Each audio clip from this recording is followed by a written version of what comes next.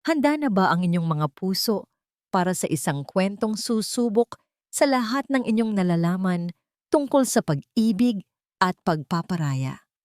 Isang magandang araw po sa inyong lahat, mga minamahal naming tagapakinig.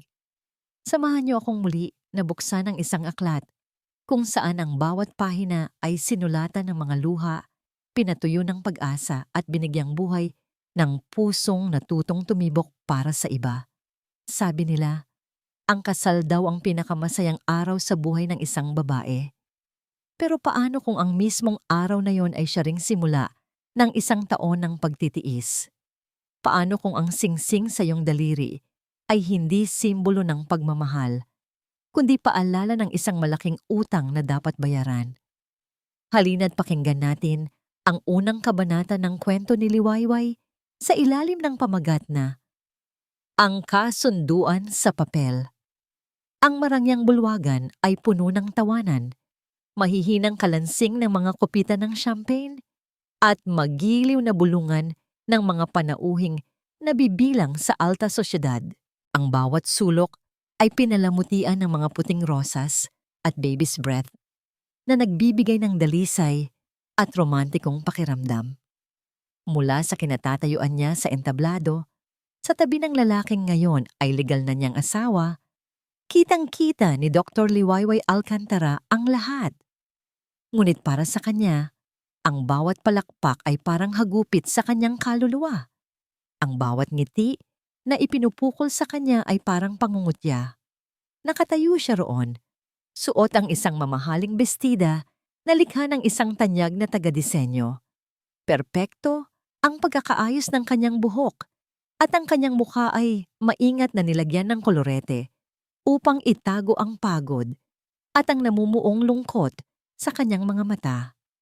Sa paningin ng lahat, siya ang mapalad na babae, ang bagong Mrs. Del Rosario, isang pangalang may bigat at kapangyarihan, pero sa ilalim ng lahat ng karangyaan, pakiramdam niya ay isa lamang siyang manika na isinabak sa isang palabas.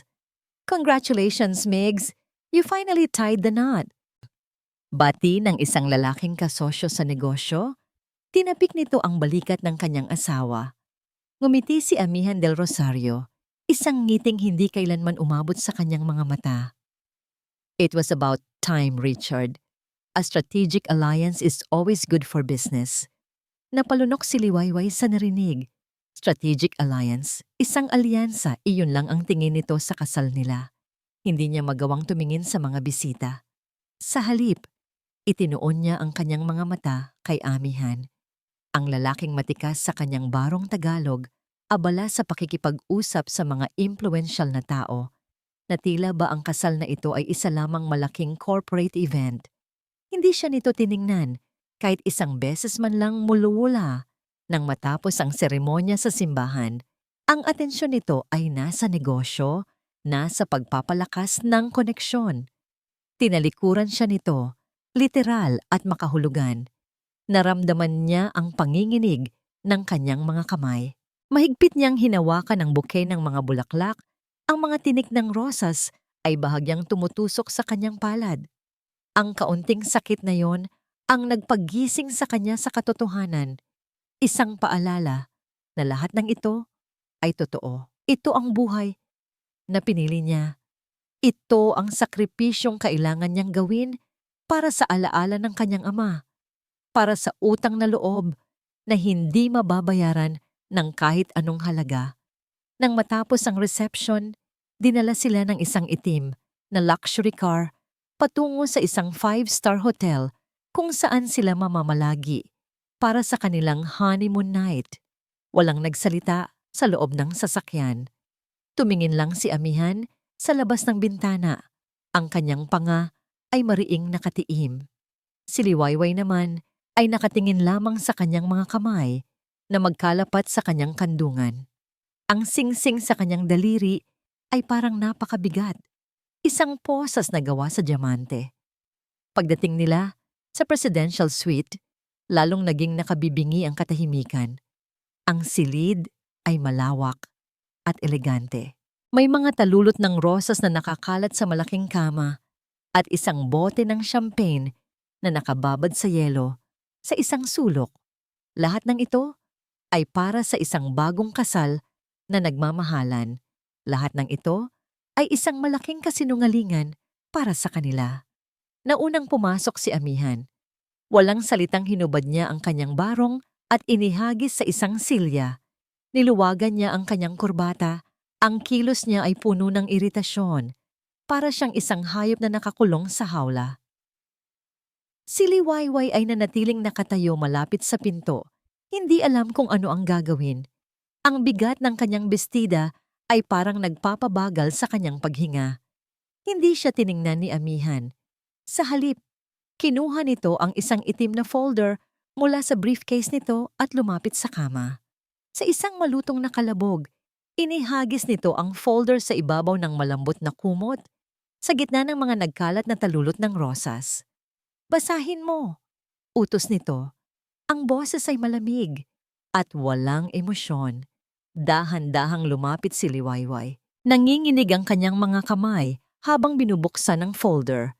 Sa loob, nakita niya ang isang dokumentong may pamagat na Post-Nuptial Agreement. Sinimulan niyang basahin. Ang bawat salita ay parang maliliit na patalim na tumataraki sa kanyang puso. Artikulo 22. Ang kasal ay mananatiling balido sa loob ng 365, 365 araw lamang, maliban na lang kung may ibang mapagkakasunduan.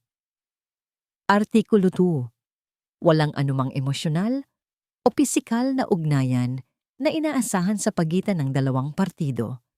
Mananatili ang magkahiwalay na silid-tulugan sa tahanan ng mga Del Rosario.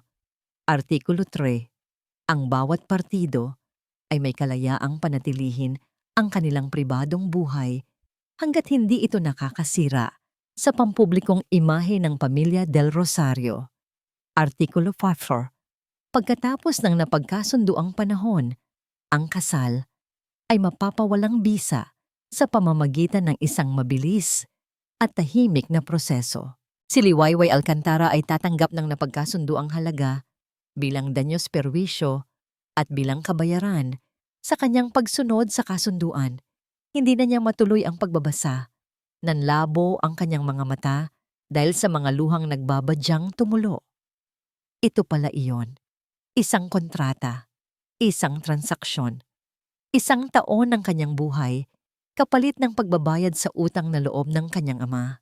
Hindi siya asawa, isa siyang empleyado. Naiintindihan mo ba?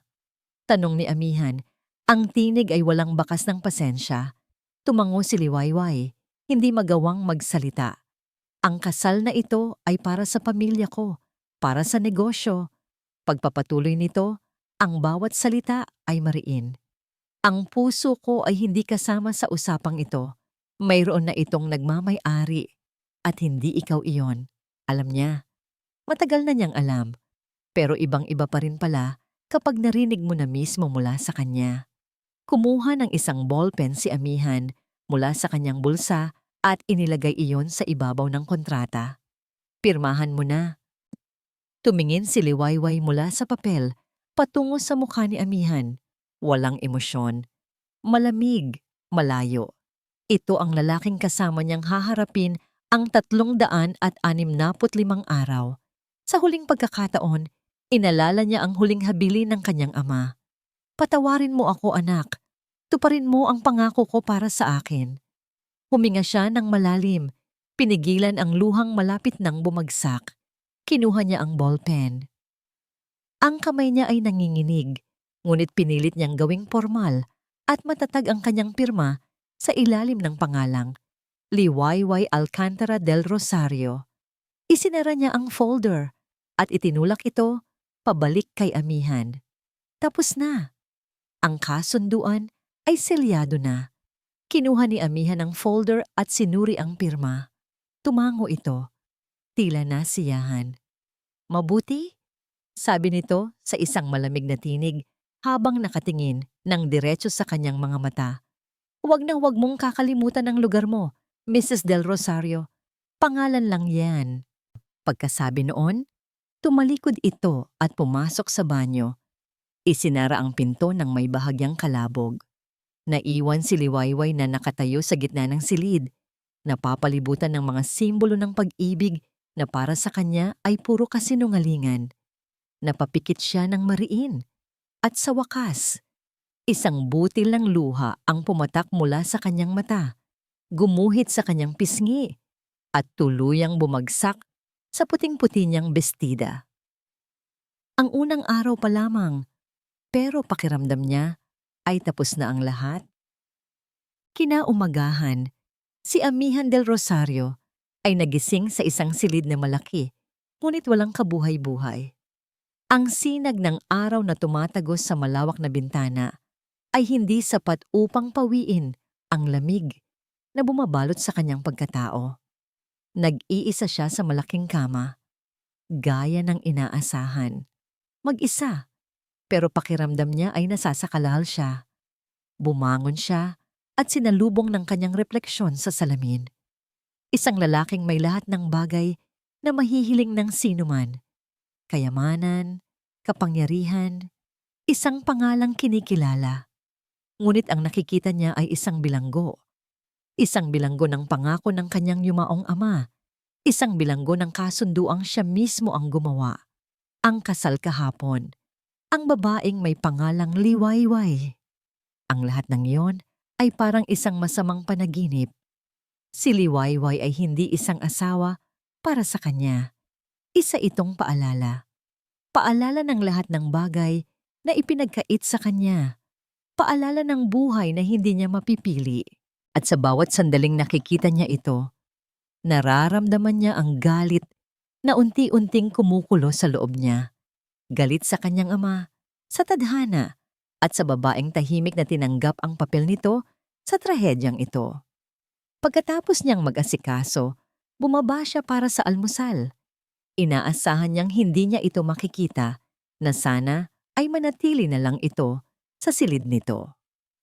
Ngunit naroon si Liwayway, nakaupo na sa malaking lamesa, sa dulong silya na nakalaan para sa ginang ng mansyon. Nakasuot ito ng isang simpleng puting bestida. Ang buhok ay nakapusod ng maayos.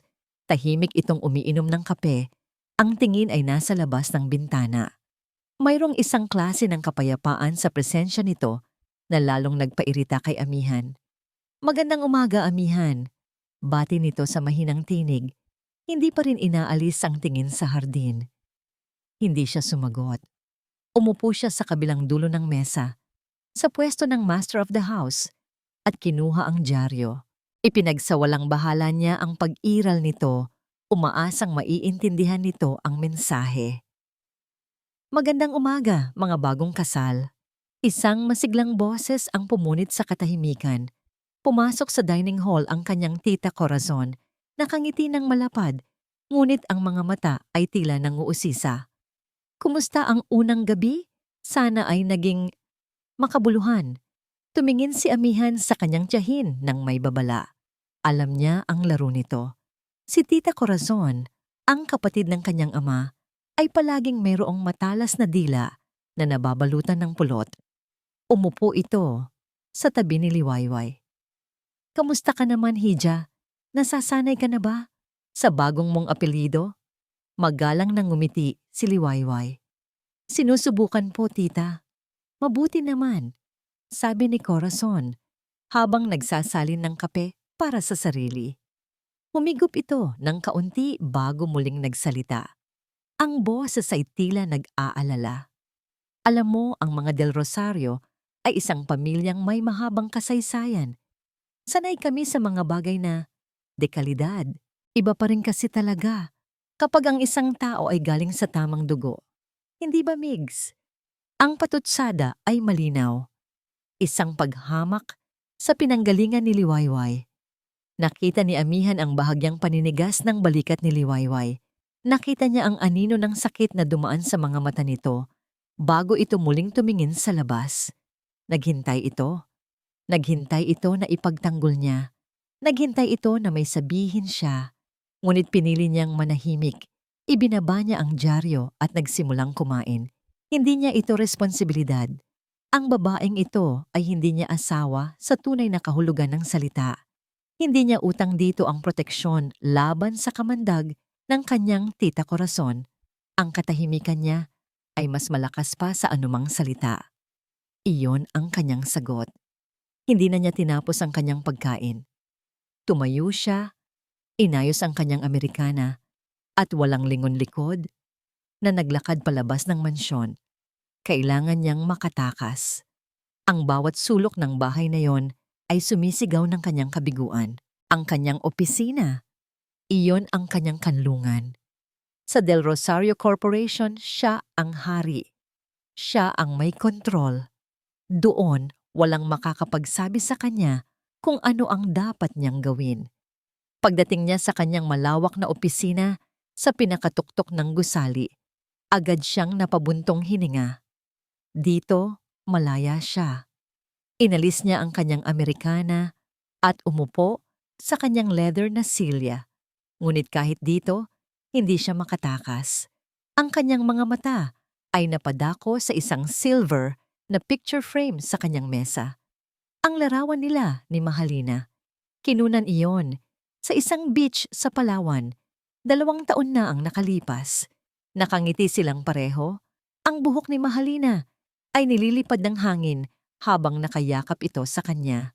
Sa likod nila, ang papalubog na araw ay kay nagpipinta ng kulay kahel sa kalangitan.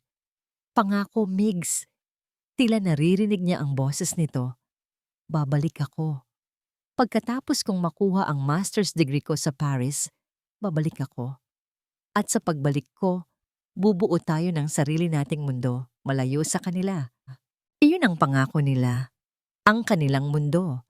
Isang mundong winasak ng biglaang pagkamatay ng kanyang ama at nang huling habilin nito. Ang pakasalan, ang anak ng taong pinagkakautangan nito ng malaking pabor. Si Dr. Liwayway Alcantara. Isang galit na pamilyar ang muling umakyat sa kanyang dibdib. Kinuha niya ang picture frame, ang kanyang mga daliri, ay marahang hinahaplos ang salamin sa ibabaw ng nakangiting mukha ni Mahalina. Nasaan ka na, Halina? Bulong niya sa kawalan. 1 taon. 1 taon na mula nang huli silang mag-usap. Pagkatapos niyang sabihin dito ang tungkol sa arranged marriage, unti-unti na itong lumayo. Ang mga tawag niya ay hindi na sinasagot. Ang mga mensahe niya ay hindi na nire-replyan. Tila nilamon na ito ng Paris. Tila kinalimutan na siya nito. Ngunit hindi siya naniniwala. Hindi niya kayang maniwala. Sa isang iglap, dala ng desperasyon, kinuha niya ang kanyang telepono. Hinanap niya ang pangalan nito, Mahalina Reyes. Tinitigan niya iyon ng matagal. Alam niyang wala na ang numerong ito. Alam niyang matagal nang pinalitan ito. Pero wala siyang pakialam. Pinindot niya ang call button. 1 ring. 2. 3. The number you have dialed is no longer in service. Please check the number and dial again. Ang malamig na boses ng operator ay parang isang suntok sa kanyang sikmura. Ibinaba niya ang telepono, pero hindi pa siya tapos. Ang galit at pananabik ay masyadong malakas. Muli niyang pinindot ang numero, ngunit sa pagkakataong ito, ang voicemail button ang pinili niya. Nagbabakas sakali. Umaasa. Nang marinig niya ang beep, hindi na niya napigilan ang sarili. Ang boses niya ay basag at puno ng sakit. Isang boses na hindi pa naririnig ng sinuman mula sa makapangyarihang si Amihan del Rosario. Halina, kung naririnig mo to, please. Huminto siya. Lumunok. Hindi ko na kaya. Pinakasalan ko na siya. Ginawa ko na ang gusto ni Papa. Pero bawat araw, impyerno. Ikaw pa rin, Halina. Ikaw lang. Bumalik ka na. Naghihintay ako. Sa labas ng bahagyang nakabukas na pinto ng kanyang opisina, napatigil si Liwayway. Dala niya ang isang tasa ng bagong timplang kape, isang munting alok ng kapayapaan na naisip niyang iabot. Ngunit ang narinig niya ay isang sentensyang bumasag sa anumang natitirang pag-asa sa kanyang puso. Narinig niya ang lahat, ang pangungulila, ang pagmamakaawa, ang pag-amin na ang buhay kasama siya ay isang impyerno. Isang mahinang kalansing ang kumawala mula sa kanyang mga kamay habang ang platito ng tasa ay nanginig. Agad niyang tinakpan ang kanyang bibig, pinipigilan ng anumang hikbi na maaaring makarating sa loob. Dahan-dahan at may sukdulang pag-iingat na hindi makagawa ng ingay, umatras siya. Bawat hakbang paatras ay parang isang milya ang layo. Ang bawat tibok ng kanyang puso ay isang malakas na dagundong sa kanyang tainga. Sa loob ng opisina, ibinaba ni Amihan ang telepono. Hindi alam na ang kanyang pinakamatinding lihim ay mayroon nang nakarinig. Napasandal siya sa kanyang silya, ipinikit ang mga mata at muling tinitigan ang larawan ng babaeng anino ng kanyang kahapon. Hindi niya alam na sa labas, ang babaeng asawa niya sa kasalukuyan ay unti-unting nadudurog. Pasan ang bigat ng katotohanang siya ay isang multo sa sarili niyang kasalkamo. Ay, lumipas ang mga araw na parang mga pahina sa isang blangkong libro. Para kay Liwayway, ang bawat umaga ay pareho. Gigising siya sa isang silid na malaki at malamig. Kakain ng almusal sa isang mesang napakahaba, kung saan ang katahimikan ang kanyang tanging kasama. At pagkatapos, ay haharapin ang isang buong araw ng pag-iisa. Ang mansyon ng mga Del Rosario ay isang paraiso sa paningin ng iba. Ngunit para sa kanya, isa itong ginintuang kulungan. Bawat mamahaling palamuti, bawat antigong muebles ay tila sumisigaw na hindi siya kabilang doon. Ang mga salitang narinig niya mula sa opisina ni Amihan ay patuloy na umuulit sa kanyang isipan. Isang lason na dahan-dahang kumakalat sa kanyang sistema. Bawat araw, impyerno. Ikaw pa rin, Halina. Ikaw lang. Naging iyon ang kanyang katotohanan. Isa siyang multo sa sarili niyang pamamahay. Isang anino na lumalakad sa mga pasilyo, na umiwas, na makita o maramdaman. Si Amihan ay laging maagang umaalis at laging gabing-gabi na kung umuwi. Kapag nagkasalubong sila, walang imikan, walang tinginan. Para silang dalawang estranghero na nagkahiwalay ng landas, ngunit napilitang tumira sa iisang bubong. At nariyan palagi si Tita Corazon, na may matamis na ngiti at mga matang mapanuri. Isang hapon, habang nagbabasa si Liwayway sa malawak na library ng mansyon, pumasok ang tiyahin ni Amihan. Dala nito ang isang bandehado na may tsaa. "Hija, nag-iisa ka na naman dito," sabi nito sa malambing na tono. "Heto, ipinagtimpla kita ng tsaa para naman mainitan ang iyong sikmura." "Salamat po, tita," magalang na sagot ni Liwayway kahit na meron siyang naramdamang kaba. Ang kabaitan ni Tita Corazon ay palaging may kasamang panganib. Inilapag nito ang bandehado sa mesang katabi ni Liwayway kung saan nakapatong ang isang makapal at lumang libro. Isa iyon sa mga paboritong medical textbooks niya, pamana pa mula sa kanyang propesor. "Napakasipag mo namang mag-aral," puna ni Corazon. "Pero Hija, isa ka ng Del Rosario. Hindi mo na kailangang magpakapagod sa ospital. Ang asawa mo ay kayang-kaya kang buhayin." "Propesyon ko po ito, tita. Mahalaga po ito sa akin," mahinahong paliwanag ni Liwayway. Ngumiti si Corazon, isang nangiting hindi umabot sa kanyang mga mata. Sabagay, bawat isa sa atin ay may kanya-kanyang pinagkakaabalahan. At sa isang kilos na tila hindi sinasadya, biglang natabig ni Tita Corazon ang tasa ng tsaa. Ang mainit na likido ay bumuhos, dumaloy sa mesa, at tuluyang bumasa sa mga pahina ng mahalagang libro ni Liwayway. "Ay nako, ipagpaumanhin mo," bulalas ni Corazon, ngunit walang bakas ng tunay na pagkagulat sa kanyang boses. Kumuha ito ng panyo at kunwari pinupunasan ng kumakalat na mantsa. "Ang clumsy ko naman. Pasensya ka na, Hija. Pero libro lang naman yan, hindi ba? Kayang-kaya ka namang bilhan ni Migs ng 100 ganyan." Napatitig si Liwayway sa kanyang libro. Ang mga pahina ay kulubot na at namantsahan. Ang mga salitang minsan niyang pinag-aralan ay nabura na ng tsaa.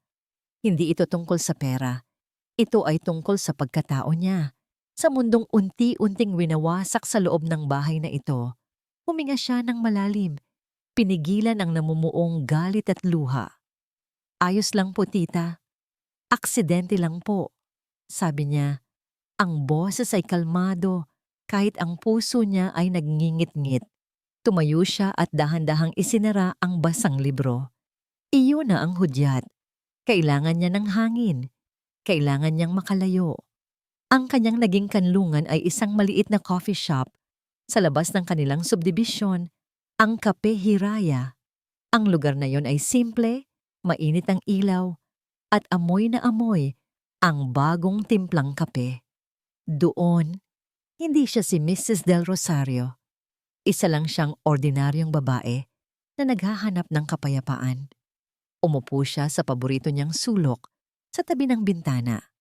Inilabas niya ang isang maliit na itim na journal at isang pluma. Dito niya isinusulat ang lahat ng sakit na hindi niya masabi, ang lahat ng luhang hindi niya maiiyak.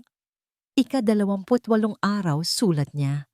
"Kanina, tinapunan ni Tita Corazon ng tsaa ang libro ko. Alam kong sinadya niya.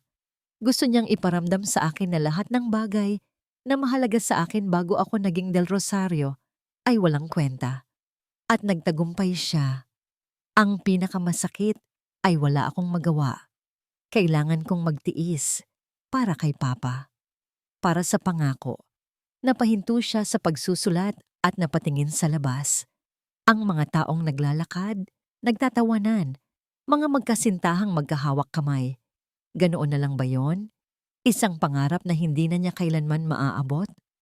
Ang salitang hiraya sa pangalan ng kapihan ay tila isang pangungutya, ang bunga ng mga pangarap na malayo nang maabot. Gabi na nang umuwi siya. Ang mansyon ay madilim at tahimik.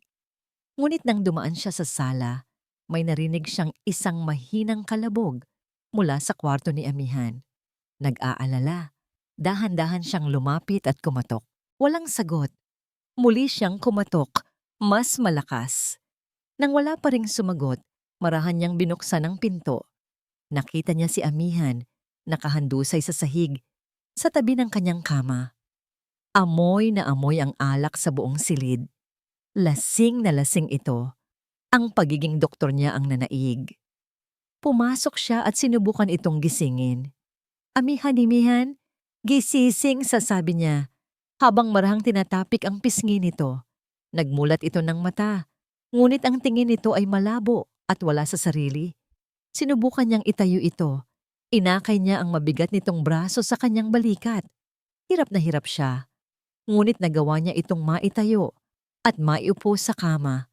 Nang akma na siyang aalis para kumuha ng tubig at bimpo, bigla nitong hinawakan ng kanyang braso. Ang pagkakahawak nito ay mahigpit. Huwag kang umalis." Ungol nito. Ang boses ay garalgal dahil sa kalasingan. Napahinto si Liwayway. Sa isang sandali, isang maliit na kislap ng pag-asa ang sumibol sa kanyang puso. Baka naman, tumingin ito sa kanya. Sinubukang ituon ang paningin. Isang ngiti ang gumuhit sa mga labi nito. Isang ngiting malungkot at puno ng pananabik. At pagkatapos, binigkas nito ang isang salita na tuluyang pumatay sa anumang natitirang pag-asa sa puso ni Liwayway. "Mahalina." Napabitaw si Liwayway na parang napaso. Tumayo siya ng tuwid. Ang kanyang puso ay parang piniga hanggang sa matuyo.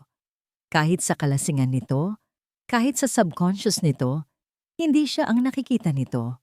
Ang anino pa rin ng kahapon, ang hinahanap nito. Hindi na siya nagsalita. Tahimik siyang tumalikod at naglakad palabas ng silid. Isinara niya ang pinto nang walang ingay. Pagbaba niya sa hagdan, patungo sa sarili niyang silid, sa kabilang dulo ng mansyon, may isang bagay na pumukaw sa kanyang pansin sa ibabaw ng coffee table sa sala. Isang malaking family photo album. nakabukas. Lumapit siya. Hindi niya alam kung ano ang nagtulak sa kanya. At doon, sa gitna ng pahina, isang malaking larawan ang nakatingin pabalik sa kanya. Si Amihan at isang napakagandang babae na may mahabang buhok. Ang babaeng alam niyang si Mahal na. Masayang-masaya sila sa litrato, magkayakap sa ilalim ng Eiffel Tower. Ang tawa sa mga labi ni Amihan ay totoo. Ang kislap sa mga mata nito ay puno ng pagmamahal. Isang amihan na hindi pa niya nakikita at marahil ay hindi na makikita kailanman. Naramdaman ni Liwayway ang paninikip ng kanyang dibdib. Pinagmasdan niya ang larawan at pagkatapos ay ang sarili niyang refleksyon sa madilim na salamin ng bintana. Sa sandaling iyon, naintindihan niya ng buong buo. Siya ay isang dayuhan sa buhay ng sarili niyang asawa, isang tagapuno sa isang kwentong matagal ng may bida.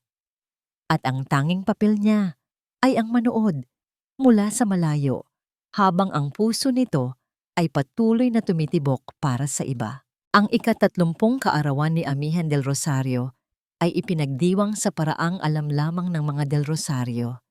Isang grandiyosong pagtitipon na mas mukhang business conference kaysa sa isang personal na selebrasyon.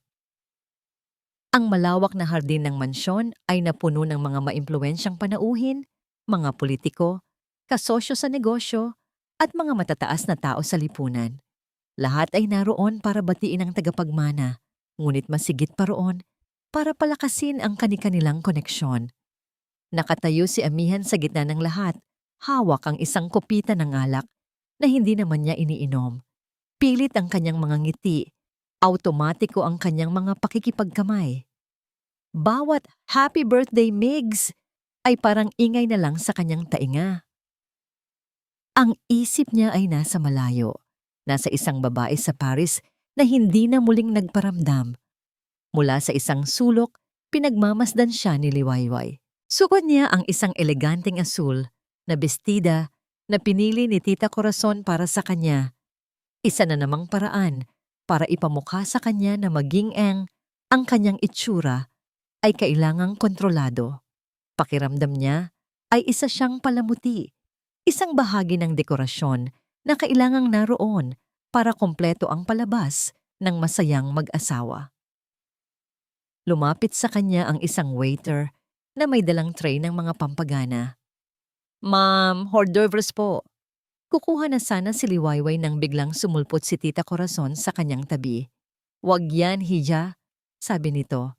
"Masyadong pangkaraniwan. Doon ka sa may table ng imported cheeses.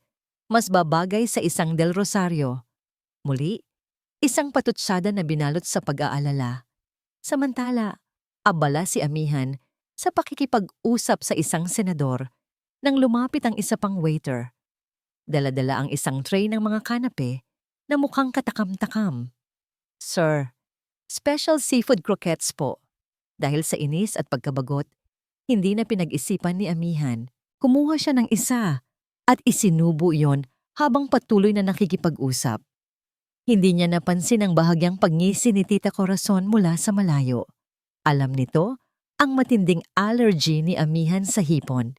Isang bagay na nakalimutan nitong ipaalam sa catering service. Ilang minuto lamang ang lumipas. Naramdaman ni Amihan ang isang kakaibang pangangati sa kanyang lalamunan. Binaliwala niya ito noong una, ngunit maya-maya, ang pangangati ay naging paninikip. Napahawak siya sa kanyang leeg, pakiramdam niya ay unti-unti itong nagsasara. "Migs, are you okay?" Tanong ng senador. Napansin ang bigla ang pagbabago sa itsura ni Amihan. Hindi na makasagot si Amihan. Ang kanyang paghinga ay naging mababaw at hirap. Nagsimulang mamula ang kanyang mukha at kasunod niyon ay ang pamamaga. Biglang nagkaroon ng komosyon. Ang mahinang bulungan ay napalitan ng mga sigaw, ng pag-aalala. "Anong nangyayari kay Migs? Tumawag kayo ng doktor." Nagpanik ang lahat. Si Tita Corazon ang unang lumapit. Ang mukha ay puno ng pagkukunwaring pagkasindak. "Diyos ko, Anong nangyayari sa pamangkin ko? Tulong! Tulungan ninyo siya. Ang kanyang pagsigaw ay lalo lang nagdulot ng kalituhan. Sa gitna ng kaguluhan, isang boses ang umalingaw-ngaw, kalmado, matatag, at puno ng awtoridad. Tumabi kayong lahat. Lahat ay napatingin kay Liwayway habang mabilis siyang lumalapit, hinahawi ang mga taong nakaharang. Ang babaeng kanina lang ay parang isang anino sa sulok, ay biglang nagkaroon ng nakakasilaw na liwanag. Ang kanyang mga mata, na laging may bakas ng lungkot, ay ngayon ay matalas at nakapokus. Anaphylactic shock ito, sabi niya, habang mabilis na sinusuri ang kalagayan ni Amihan. Nakita niya ang namamagang mukha, ang hirap na paghinga, ang pamumula ng balat. Sino ang may dalang EpiPen? Nasaan ang medical kit niya? Hindi ko alam. Diyos ko, hindi ko alam. Umiiyak na, sabi ni Tita Corazon. Lalong pinapalala ang sitwasyon. Hindi nagaksaya ng panahon si Liwayway. Tumingin siya sa pinakamalapit na kasambahay. Manang, ang emergency medical kit ko, nasa kotse. Ang kulay itim na bag. Bilisan ninyo. Habang naghihintay, inalalaya niya si Amihan na makahiga ng maayos sa damuhan. Itinaas ang mga binti nito para mapanatili ang daloy ng dugo sa utak. Si Amihan ay humihingal na. Ang mga mata ay nanlalaki sa takot. Tumingin ito sa kanya at sa unang pagkakataon, ang nakita nito ay hindi galit o pagwawalang bahala, kundi takot. Takot na mamatay. Makinig ka sa akin, Amihan, sabi ni Liwayway. Ang boses ay matatag.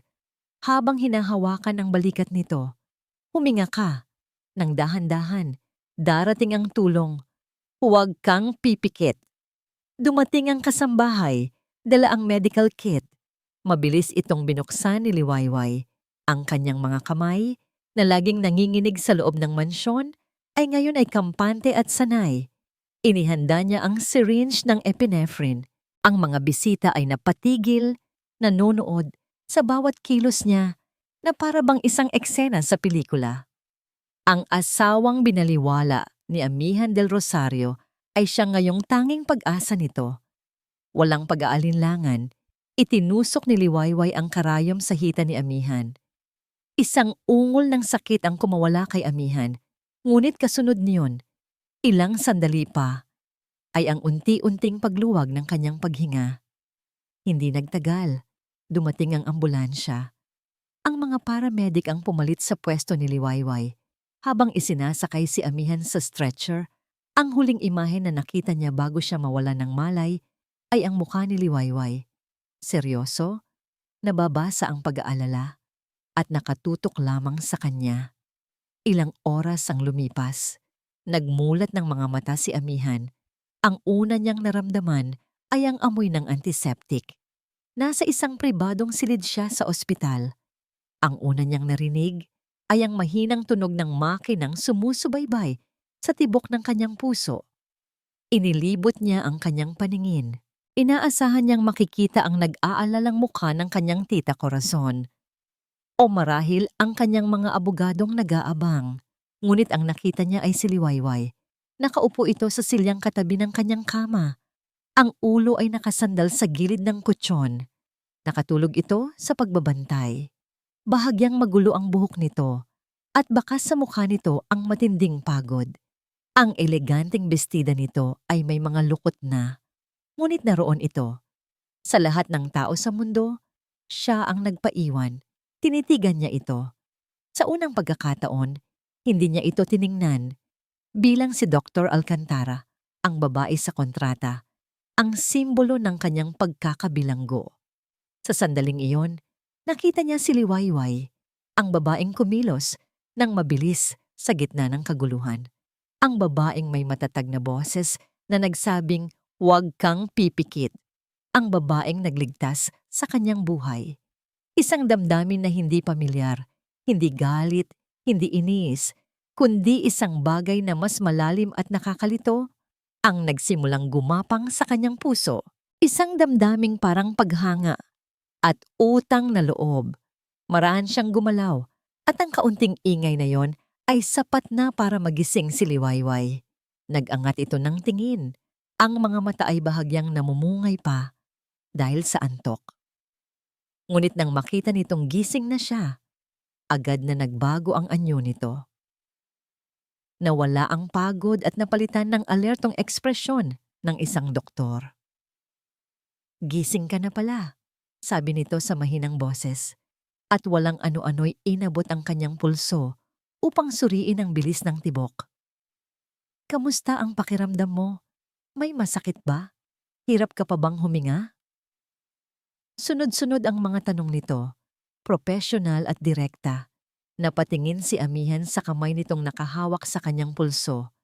Isang kamay na may kasanayan at delikadesa. Ito ang babaeng hinamak niya.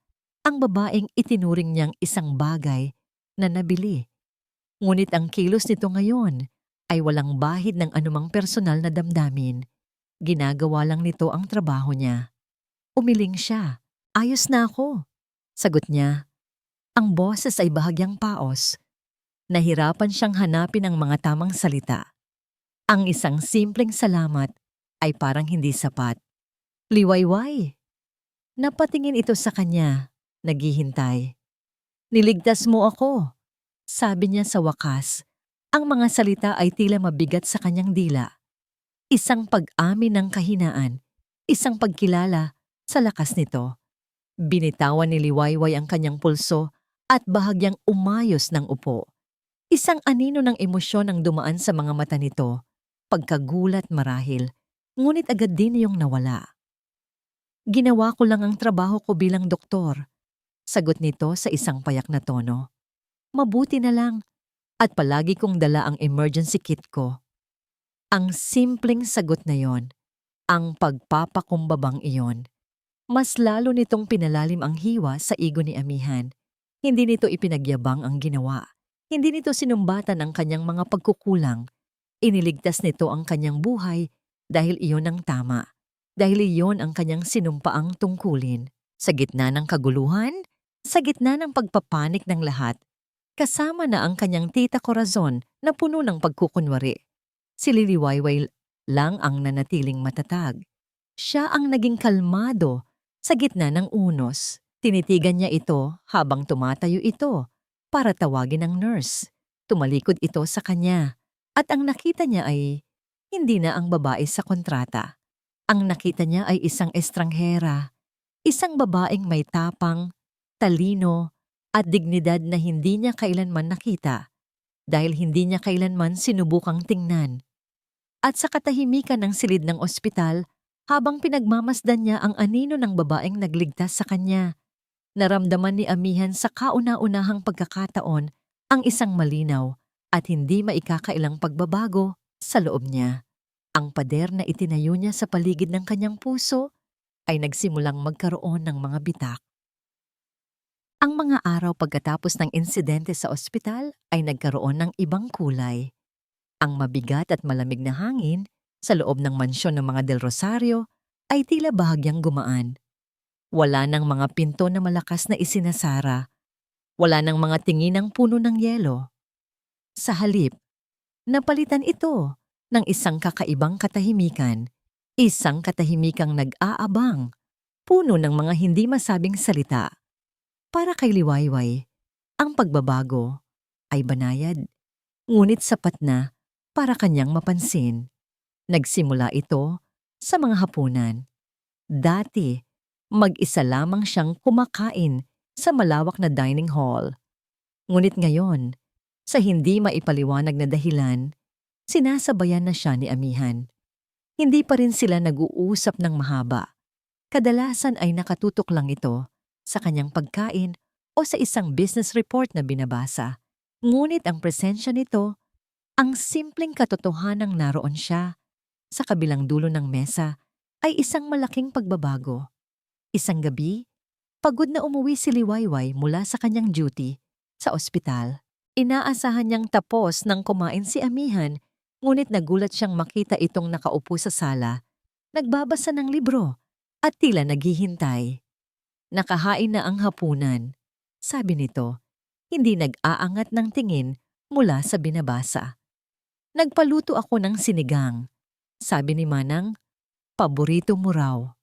Napatigil si Liwayway. Ang puso niya ay biglang kumabog ng mas mabilis. Isang simpleng bagay, ngunit para sa kanya, para yung isang bulalakaw na nahulog mula sa langit. Alam nito, ang paborito niyang pagkain. Nag-abala itong alamin. Salamat! Iyon lang ang tanging niyang nasabi. Bago nagmamadaling umakyat para magbihis, sinusubukang itago ang nangiting unti-unting sumisibol sa kanyang mga labi. Ang mga maliliit na kilos ay nagpatuloy. Isang gabi, habang abala si Liwayway sa library, sinusuri ang mga research papers para sa isang medical conference, naramdaman niya ang pagod at antok. Napahilot siya sa kanyang sentido. Hindi namamalayang may pumasok pala sa silid. Hindi siya nito ginambala. Ngunit ilang sandali pa, isang mainit na tasa ang marahang inilapag sa kanyang tabi. Tumingala siya. Nakita niya ang likod ni Amihan na papalabas na ng library. Tiningnan niya ang tasa. Chamomile, base sa amoy nito. Ang init mula sa porselanang tasa ay gumapang sa kanyang mga daliri, nagbibigay ng kakaibang ginhawa na higit pa sa pisikal. Sa unang pagkakataon sa loob ng maraming buwan, naramdaman niya ang isang kislap ng kilig. Isang damdaming matagal na niyang ibinaon at kinalimutan, ngunit kasabay ng munting saya ay ang pag-atake ng pag-aalinlangan. Wag momong, Liwayway, saway niya sa sarili. Utang na loob lang ito dahil iniligtas mo ang buhay niya. Huwag kang umasa. Pilit niyang iwinaksi ang alaala ng tawag nito sa telepono, ang pagbigkas nito sa pangalan ni Mahalina.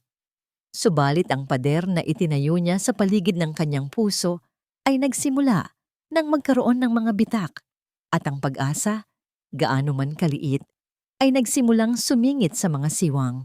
Ang pinakamalaking pagbabago ay nangyari isang hapon habang nagkakape siya sa hardin. Lumabas si Amihan mula sa bahay, tila may hinahanap. Nang makita siya nito, lumapit ito at umupo sa silyang nasa tapat niya. Galing ka pala sa ospital kanina, sabi nito. Hindi ito tanong, kundi isang pahayag. Tumangulang si Liwayway, nagulat sa biglaang pagsisimula nito ng usapan. Kumusta? Kumusta ang trabaho mo roon? Tanong nito. Ang boses ay bahagyang alanganin, na tila hindi sanay sa ganitong uri ng pakikipag-usap sa kanya. Ito ang unang beses. Ang unang beses na nagpakita ito ng interes sa kanyang mundo, sa buhay niya sa labas ng mansyon. Dahan-dahan, nagsimula siyang magkwento. Simple lang noong una, tungkol sa mga pasyente, sa mga kasamahan niyang doktor. Ngunit habang nagsasalita siya, nakita niya ang isang bagay na bago sa mga mata ni Amihan. Isang tunay na interes. Nakikinig ito. Hindi ito nakatingin sa malayo o nagbabasa ng dyaryo. Ang buong atensyon nito ay nasa kanya. Ang pag-uusap na yon ay panandalian lamang, ngunit para kay Liwayway, iyon ang pinakamahabang 10 minuto ng kanyang buhay bilang asawa nito. Hindi nila alam, mula sa bintana sa ikalawang palapag, may isang pares ng matang matalas na nagmamasid.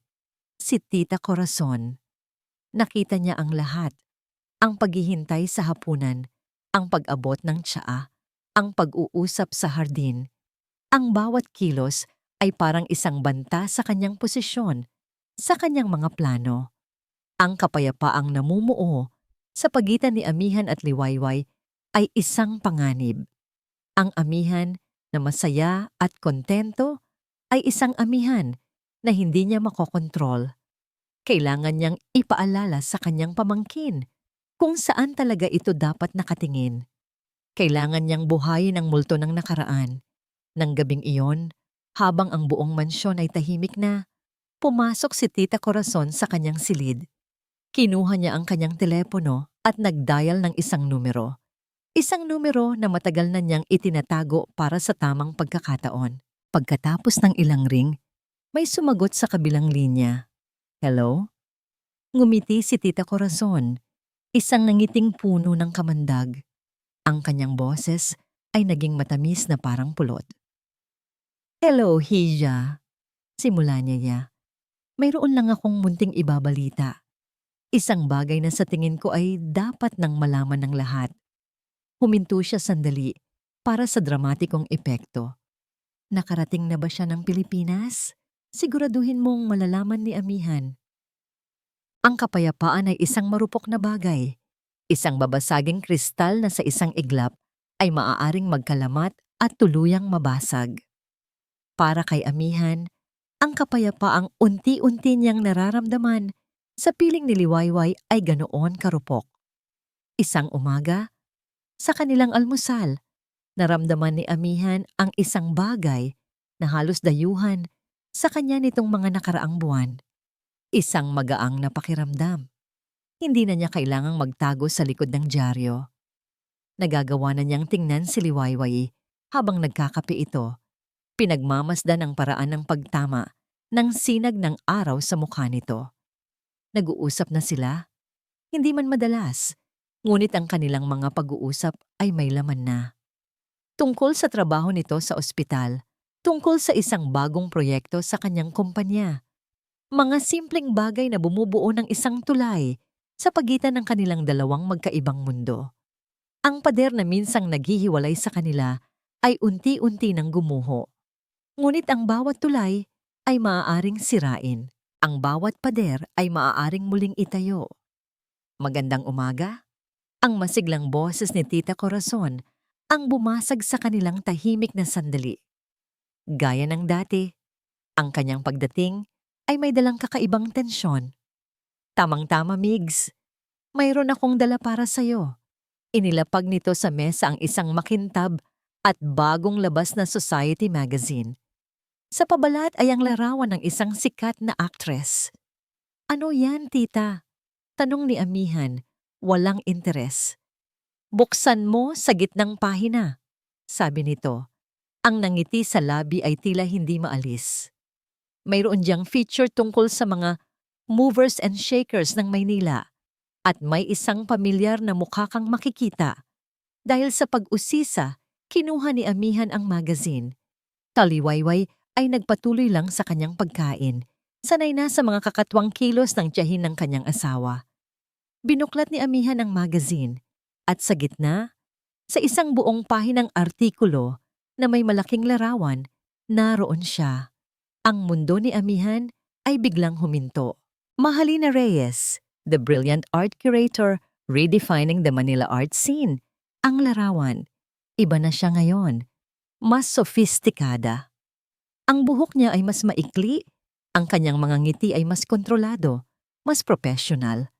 Ngunit ang mga mata, iyon pa rin ang mga matang minsan niyang minahal nang higit pa sa kanyang buhay. Ang artikulo ay tungkol sa kanyang bagong art gallery sa Bonifacio High Street, ang Galeridor.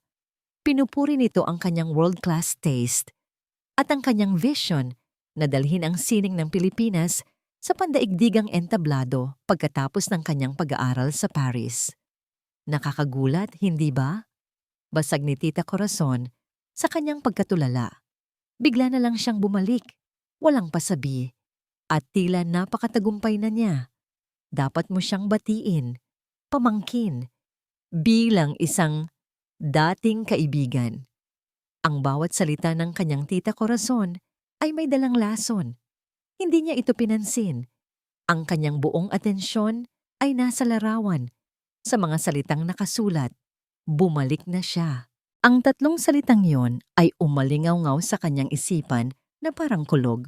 Naramdaman niya ang titig ni Liwayway mula sa kabilang dulo ng mesa. Nag-angat siya ng tingin at nakita ang pag-aalala sa mga mata nito. Nakita nito ang pagbabago sa kanyang reaksyon. Nakita nito ang pagyanig ng kanyang mundo. Walang salitang itiniklop ni Amihan ang magazine. Tumayo siya. Ang magaang na pakiramdam kanina ay biglang nawala, napalitan ng isang pamilyar na bigat sa kanyang dibdib.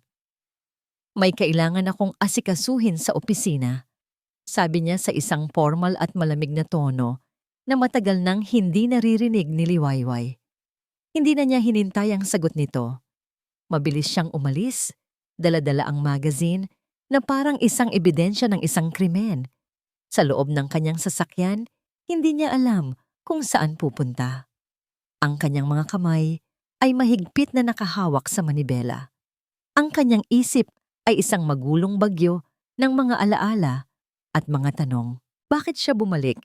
Bakit hindi niya sinabi? Nakalimutan na ba talaga niya ako? Isang puwersa na hindi niya makontrol ang nagtulak sa kanya. Itinuro niya ang sasakyan patungo sa BGC. Kailangan niyang makita. Kailangan niyang malaman kung totoo. Huminto siya sa kabilang kalsada, sa tapat ng isang gusaling may malalaking salamin at isang eleganteng gintong karatula. Gallery door. Naroon nga. Totoo. Pinatay niya ang makina ng sasakyan at nanatili sa loob. Pinagmasdan niya ang mga taong pumapasok at lumalabas. Mga mayayaman, mga artist, mga kolektor. Isang mundo na binuo ni Mahalina para sa kanyang sarili. Isang mundong hindi na niya bahagi. Naisip niyang bumaba. Naisip niyang pumasok at harapin ito. Ngunit ano ang sasabihin niya? Hi Halina, ako to. Ang lalaking iniwan mo. Ang lalaking kasal na sa iba. Isang oras siyang nakaparada roon, nakatitig lang sa gallery, nakikipaglaban sa sarili. Ang paghanga na nagsimulang mamuo sa puso niya para kay Liwayway ay biglang kinalaban ng matinding pananabik para sa multo ng kanyang kahapon. Ang isip niya ay nalilito. Ang puso niya ay nahahati. Sa huli, nanaig ang takot at pag-aalinlangan. Pinaandar niya ang sasakyan at umalis. Nang gabing iyon, ang hapunan ay muling naging isang larangan ng katahimikan. Ngunit hindi ito ang komportabling katahimikan na nasimulan na nila. Ito ang dating katahimikan, mabigat, malamig, at puno ng distansya. Ang pader ay muling naitayo, mas mataas at mas matibay kaysa dati. Napansin yon ni Liwayway. Bawat subo niya ng pagkain ay parang walang lasa. Ang amihan na kaharap niya ngayon ay ang amihan ng mga unang linggo. Malayo ang tingin, sarado ang ekspresyon, hindi maabot. Ang maliit na tulay na sinimulan nilang buuin ay gumuho sa isang iglap. Pagkatapos ng hapunan, nagkulong si amihan sa kanyang opisina.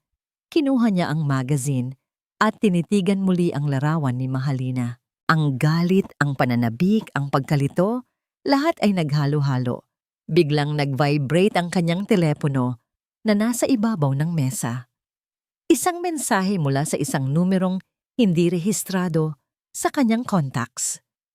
Binuksan niya ito, 2 pangungusap lang. Ngunit ang 2 pangungusap na yon ay sapat na para tuluyang wasakin ang anumang natitirang kapayapaan sa kanyang kaluluwa. Migs, si Halina to. Sa tingin ko, kailangan nating mag-usap. Ang text message ay parang isang apoy na nagliliyab sa screen ng kanyang telepono. Migs, si Halina to. Sa tingin ko, kailangan nating mag-usap. Paulit-ulit na binasa ni amihan ang mga salita hanggang sa malusaw ang mga ito sa kanyang paningin. Ang lahat ng pag-aalinlangan, lahat ng galit, lahat ng pananabik na sinubukan niyang ibaon sa mga nakaraang linggo ay muling nabuhay. Isang bahagi niya ang gustong baliwalain ito. Isang bahagi niya na pinalakas ng banayad na presensya ni Liwayway ang nagsasabing huli na ang lahat. Ngunit ang anino ni Mahalina ay masyadong malaki, masyadong makapangyarihan. Kailangan niya ng pagsasara. Kailangan niyang marinig mula mismo dito kung bakit. Nagtipa siya ng sagot. Ang mga daliri ay nanginginig. Saan? Kailan? Ang sagot ay mabilis. Bukas. 7 p.m. The Viridian Restaurant. Kinabukasan, ang buong araw ni amihan ay balisa. Hindi siya makapag-focus sa trabaho. Ang imahe ni Liwayway na nag-aalaga sa kanya sa ospital ay sumasagi sa kanyang isip na nagdudulot ng isang matinding kirot ng konsensya. Ngunit ang alaala ng tawa ni Mahalina ay mas malakas, isang sirena na tumatawag sa kanya mula sa nakaraan. 6:00 ng gabi, umuwi siya para magbihis. Nadatnan niya si Liwayway sa sala, nagbabasa. Nagtama ang kanilang mga mata. May business dinner ako ngayong gabi. Pagsisinungaling niya at agad na kinamuhian ng sarili dahil sa pautal-utal niyang pagsasalita. Ngumiti lang si Liwayway, isang maliit at bahagyang malungkot na ngiti. Mag-iingat ka, sabi nito. Wala nang iba. Ngunit sa mga mata nito, nakita niya ang isang kislap ng pag-asa na unti-unti nang nawawala. Pagkaalis ni Amihan, isang pamilyar na lungkot ang muling yumakap kay Liwayway. Ang mga maliliit na pagbabago, ang mga tasang tsa, ang mga panandaliang pag-uusap, lahat ay tila nabura ng pagbabalik ng pangalang Mahalina. Nang akma na siyang aakyat sa kanyang silid, pumasok si Tita Corazon. Bihis na bihis. "Hija, mabutit narito ka pa," masiglang sabi nito. "May biglaan akong pupuntahan, isang charity dinner para sa isang ampunan. Nakakahiya namang pumunta ng mag-isa. Halika, samahan mo ako. Saglit lang naman tayo." Walang gana si Liwayway. "Pasensya na po, tita. Masama po ang pakiramdam ko." Ngunit mapilit si Tita Corazon. "Naku, Hija, para na sa mga ulila. At isa pa, ito na ang pagkakataon mong makilala ang mga kaibigan ko. Bilang Mrs. Del Rosario, kailangan mong masanay sa mga ganitong pagtitipon." Dahil sa pagod at ayaw ng makipagtalo, pumayag na lamang si Liwayway.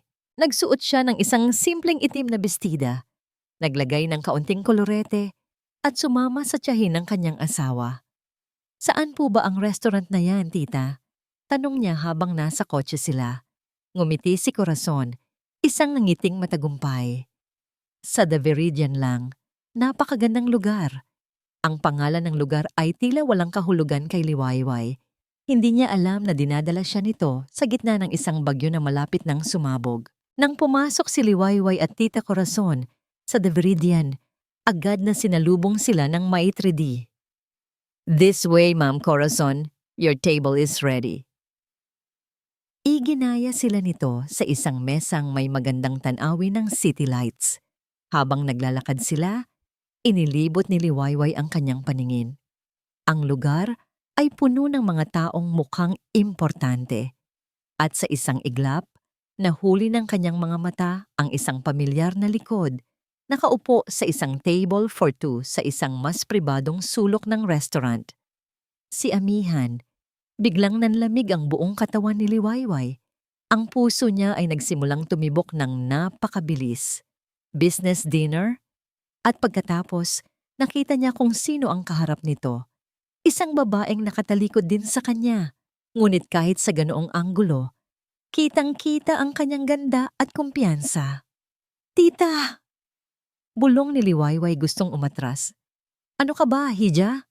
Maupo na tayo," sabi ni Corazon. Marahang itinutulak siya paupo sa silya. Sinisiguradong kitang-kita nila ang mesa ni Amihan. Ang lahat ay naaayon sa plano. Samantala, sa kabilang mesa, si Amihan ay parang nasa ibang mundo. "Halina," sabi niya. Ang boses ay halos hindi marinig. "Bakit?" Tumingin sa kanya si Mahalina. Ang mga mata ay kalmado, halos walang emosyon. "Maraming dahilan, Migs. Mga dahilang hindi mo na kailangang malaman. Pero ang mga pangako natin, mga pangako yon ng mga batang hindi pa alam ang takbo ng mundo." Putol nito sa kanya. "Nagbago ako, Migs. Nagbago ka. Hindi na tayo pareho." Sa sandaling iyon, isang matangkad at makisig na lalaki ang lumapit sa kanilang mesa. Ngumiti ito kay Mahalina at marahang inilagay ang kamay sa balikat nito. "Sorry, I'm late, darling," sabi ng lalaki. Pagkatapos ay tumingin ito kay Amihan. "Amihan del Rosario, it's a surprise to see you here." Napatitig si Amihan sa lalaki. Ang kanyang mundo ay gumuho. Si Dominic Salvador. ang CEO ng Salvador Group, ang pinakamatindi niyang kalaban sa industriya. Dominic, sabi ni Mahalina, ang boses ay puno ng lambing na hindi kailanman naririnig ni Amihan para sa iba. I'd like you to meet an old friend of mine, Amihan. Migs, this is Dominic, my fiancé. Fiancé. Ang salita ay parang isang bala na tumama sa dibdib ni Amihan. Napakapit siya sa mesa para suportahan ang sarili. Ang hangin ay tila naubos sa kanyang baga. Ang lahat ng sakit, lahat ng paghihintay ay nauwi sa sandaling ito ng sukdulang kahihiyan at pagkabigo. Mula sa kanyang kinauupuan, kitang-kita ni Liwayway ang lahat. Hindi niya marinig ang usapan, ngunit nababasa niya ang eksena. Ang pagdating ng lalaki, ang paraan ng paghawak nito kay Mahalina, ang itsura ng pagkabigla at sakit sa mukha ni Amihan. Para sa kanya, ang kwento ay malinaw. Sinubukan ni Amihan na bawiin si Mahalina, ngunit nabigo siya. Tinanggihan siya. Bumaling si Mahalina kay Amihan. Ang mukha ay seryoso. Migs, makinig ka, sabi nito sa mahinang boses para sila lang ang makarinig. Ang pagmamahal mo noon ay isang kulungan. Sinakal mo ako sa mga pangarap mo. Si Liwayway, naririnig ko ang mga kwento. Mabait siyang babae. Ang pagmamahal na kaya niyang ibigay ay malaya. Huwag kang tanga. Huwag mong hayaang mawala pa siya.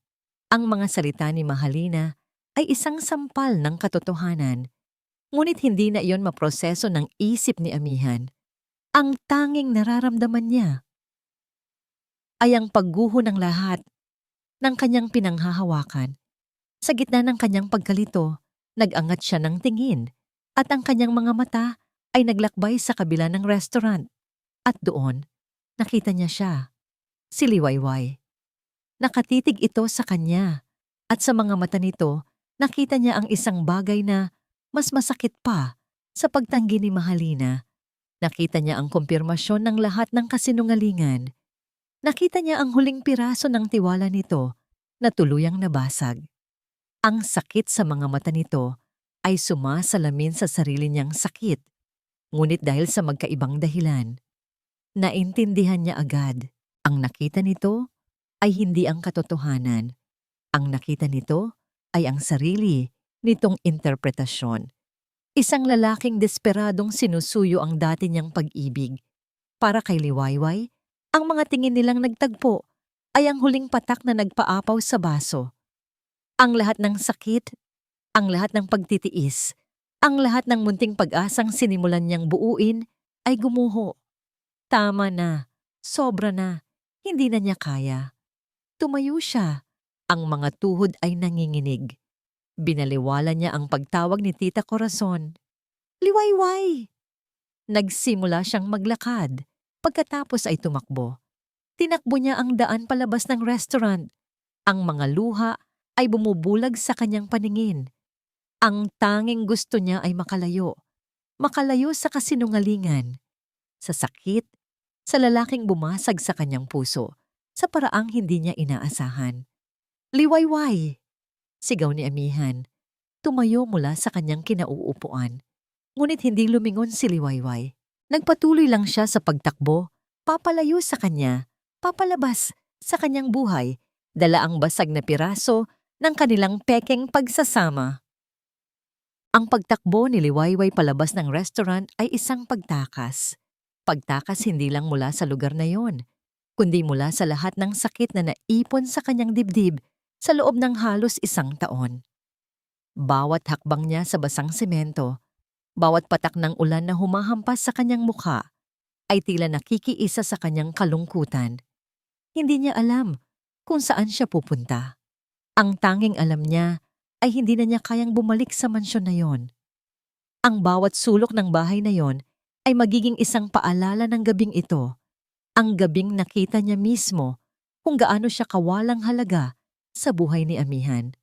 Sumakay siya sa unang taxi na dumaan. Kahit saan lang po, Manong. Palayo lang po dito. sabi niya sa pagitan ng mga hikbi. Pagdating niya sa mansyon, hindi na siya nag-isip. Dumiretso siya sa kanyang silid, kinuha ang pinakamalaki niyang maleta, at sinimulang iligpit ang kanyang mga gamit, ang kanyang mga damit, ang kanyang mga libro, ang kanyang journal, ang kaunting piraso ng kanyang pagkatao na dinala niya sa bahay na yon. Hindi na niya kailangan pang mag-impake ng marami. Karamihan sa mga bagay sa paligid niya ay hindi naman talaga sa kanya. Habang nag-aayos, ang isip niya ay isang magulong pelikula. Ang malamig na pagtrato ni Amihan sa simula, ang kontrata, ang pangalan ni Mahalina na binubulong nito kapag lasing. Ang pagbabaliwala nito sa mga patutsada ni Tita Corazon. At ang pinakamasakit sa lahat, ang munting pag-asang sinimulan niyang maramdaman nitong mga nakaraang linggo. Ang pag-asang yon ang mas nagpadurog sa kanya. Mas madali sanang tanggapin kung palagi na lang itong masama. Pero ang bigyan ka ng kapirasong langit bago ka muling itulak sa impyerno ay ibang klase ng pagpapahirap. Nang bumalik si Amihan sa mansyon, halos liparin niya ang daan. Basang-basa siya sa ulan, ngunit wala siyang pakialam. Kailangan niyang magpaliwanag. Kailangan niyang sabihin kay Liwayway ang totoo. Ngunit pagpasok niya sa kanilang silid, sa silid ni Liwayway, naabutan niya itong isinasara na ang kanyang maleta. "Liwayway, anong ginagawa mo?" tanong niya. Ang boses ay puno ng takot. Humarap sa kanya si Liwayway. Ang mukha nito ay basang-basa ng luha. Ngunit ang mga mata ay matigas at desidido. Wala na ang malambot at maunawaing Liwayway na kilala niya. Ang nasa harap niya ngayon ay isang babaeng nasagad na. "Uwi na ako," sabi nito sa isang boses na walang emosyon, isang boses na mas masakit pa sa anumang sigaw. "Magpapaliwanag ako. Hindi yon ang iniisip mo." Ano ba ang dapat kong isipin, Amihan? Putol nito sa kanya. At sa unang pagkakataon, narinig niya ang galit sa boses nito. "Na nagsinungaling ka? Na may business dinner ka pala kasama ang babaeng mahal mo? Na ginawa mo akong tanga? Hindi ko na siya mahal. Tapos na kami." "Talaga ba?" Isang mapait na tawa ang kumawala sa mga labi ni Liwayway. Kinuha niya ang isang bagay mula sa kanyang drawer. Isang pamilyar na itim na folder. Ang kanilang kontrata. Inihagis niya yon sa paanan ni Amihan. "Ang kasunduan," sabi niya. 3 araw na ang lumipas. Palagay ko, maari ko nang tapusin ito ng mas maaga ng 15 araw. Bayad na ang utang ng pamilya ko. Napatitig si Amihan sa kontrata na nasa sahig. Ang dokumentong yon na minsan niyang itinuring na kanyang kalayaan ay ngayon ay parang isang hatol ng kamatayan. Biglang pumasok si Tita Corazon sa silid. Ang muka ay puno ng pagkukunwaring pag-aalala. "Diyos ko, anong nangyayari dito? Liwayway, Hija, huwag kang padalos-dalos. Nakita ko kung gaano nasaktan si Amihan kanina nang tanggihan siya ni Mahalina. Kailangan kanya ngayon." Ang mga salita ni Tita Corazon ay ang huling patalim. Bawat salita ay kinalkula para lalong saktan si Liwayway, para lalong palalain ang hindi pagkakaunawaan. At nagtagumpay ito. Tumingin si Liwayway kay Amihan. Ang mga mata ay puno ng sakit at pang-uuyam. "Naririnig mo ba yon? Kailangan mo lang pala ako kapag wala na ang lahat. Kapag tinanggihan ka na niya." Umiling si Liwayway. Ang mga luha ay muling dumaloy sa kanyang mga pisngi. "Hindi ako ang iyong pamalit. Hindi ako ang iyong kanlungan kapag wala kang ibang mapuntahan. Tao ako, Amihan. At pagod na akong maramdaman na hindi." Dinala niya ang kanyang maleta at nagsimulang maglakad. Sinubukan siyang pigilan ni Amihan. Hinawakan nito ang kanyang braso. "Liwayway, please, makinig ka." Sa isang iglap ng lakas na hindi niya alam na taglay niya, marahas na iwinaksi ni Liwayway ang kamay nito. "Huwag," sabi niya. Ang boses ay naging isang babala. Huwag mo na akong hahawakan. Bawat salita ay parang isang sampal sa mukha ni amihan. Napabitaw siya, natigilan sa tindi ng sakit sa mga mata nito. Isang sakit na siya mismo ang may gawa. Naglakad si Liwayway palabas ng silid. Hila-hila ang kanyang maleta. Bawat hakbang niya palayo ay isang dagundong sa nananahimik na mansyon. Binaliwala niya ang mga tawag ni amihan, ang mga pagkukunwari ni Tita Corazon. Sa paanan ng malaking hagdanan, huminto siya sandali at tumingin pabalik. Nakita niya si amihan, nakatayo sa itaas. Ang mukha ay larawan ng isang taong nawalan ng lahat. Ang kanilang mga mata ay muling nagtagpo, ngunit ngayon wala nang natirang pag-asa. Pagtatapos na, tumalikod siya at nagpatuloy sa paglakad. Binuksan niya ang malaking pinto ng mansyon at humakbang palabas. Ang malakas na buhos ng ulan ay agad na bumasa sa kanya, ngunit hindi na niya ito naramdaman. Ang lamig sa labas ay walang-wala, kumpara sa lamig sa loob ng kanyang puso.